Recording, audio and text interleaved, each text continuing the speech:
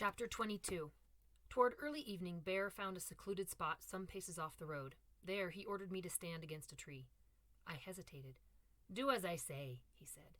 When I did, he pulled a twist of rope from his sack and, to my alarm, proceeded to tie my hands behind the tree. "What are you doing?" I cried, seeing this as a confirmation of his madness. "I need to fetch us some food," he said, pulling the knot tight. "You'll only interfere, and I don't want you running off." "But I swore I wouldn't," I said. "I beg you, don't leave me here." He mocked. "As God in heaven knows, both wheat and trust take a full season to grow." Without another word, he went off, leaving me alone. More than once I tested the knot, determined that despite my vow, I'd run off. But no matter how I tried, I could not get loose. Instead, my arms grew numb. How long he was gone, I don't know. Enough to fill my heart with more misery and make me swear violent oaths at him. I even screamed for help, though I knew help would never come. But when I caught sight of the sack he had left behind, I told myself he was bound to return. If not for me, for it. Sure enough, he did. What's more, a large fat rabbit dangled from his hands. "There, St. Crispin," he said when he came into view, a great grin on his red-bearded face. "Now you can see that for good or ill, I always keep my word." He untied me.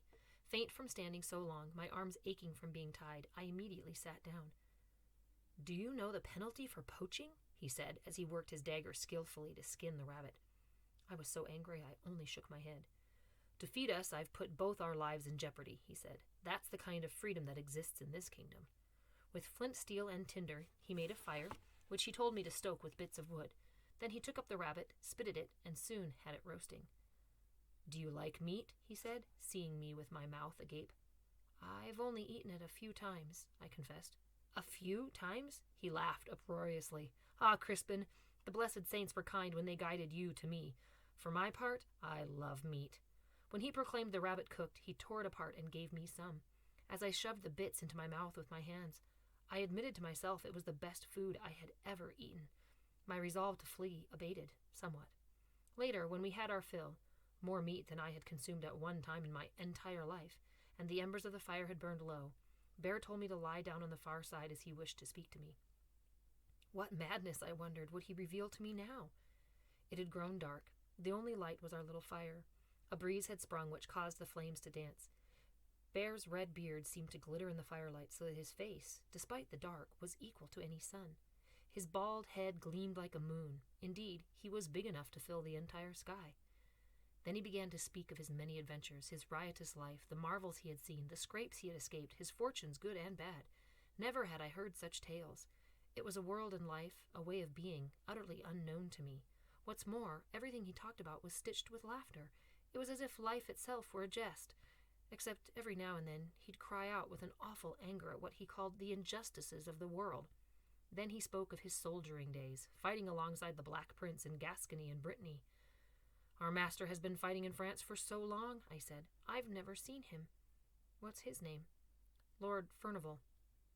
"Furnival," Bear said. "You'll be pleased to know his first home is in Great Wexley, where we're bound." I said, "What manner of man is he?" Bear shrugged. "I saw him too much, a great landowner, and arrogant. What he lacked in fighting skills he made up for in bragging, drinking, and killing. In that order." "But he's a noble knight." He snorted. "Do you think that makes him less mortal? By God's everlasting bones, Crispin, war is where the Christian is truly tested. Alas, your Lord Furnival was not one to inspire faith. If there was looting and cruelty to be done, he did more than his share, with a falcon's eyes for ransom.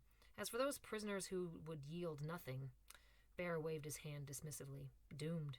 Regarding his fondness for women, I shan't say, but you may believe me, as Jesus shall be our judge, your Lord Furnival shall have much to answer for." "His steward is cruel," I said. "A suitable pair," Bear said. "And what village is that?"